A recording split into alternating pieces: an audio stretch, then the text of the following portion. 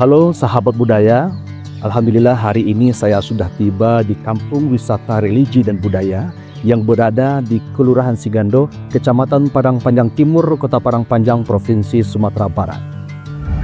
Apa yang menjadi identitas di tempat ini? Mari ikuti perjalanan saya.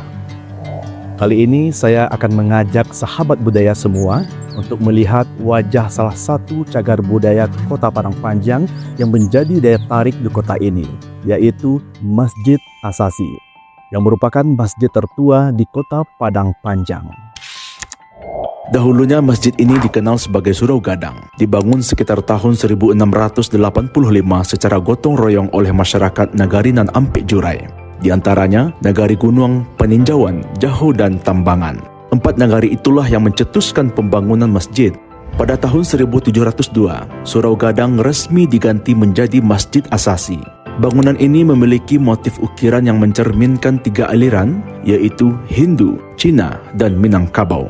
Menerapkan konsep arsitektur tradisional Minangkabau, terlihat dari 3 tingkat atapnya yang berbentuk limas sebagai perlambangan 3 unsur tali tigo sapilin yang saling menguatkan, yakni unsur agama, adat, dan pemerintah.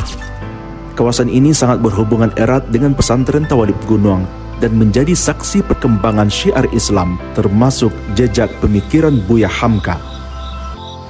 Nah, seperti biasa, setelah salat maghrib berjamaah, seluruh santri mengikuti rutinitas pengajian dan juga tadarus hingga menjelang masuknya waktu salat isya. Sebagaimana fungsi masjid di Minangkabau, Masjid Asasi tidak hanya menjadi tempat ibadah, melainkan juga pusat pendidikan, pembentukan karakter, dan musyawarah masyarakat.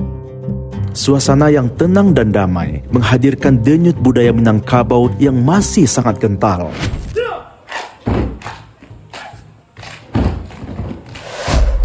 Pendirian Masjid Asasi berkaitan erat dengan sumber mata air utama di Kelurahan Sigando yang dikenal sebagai Bulaan. Mata air ini ditutup dengan kayu jati yang telah memfosil.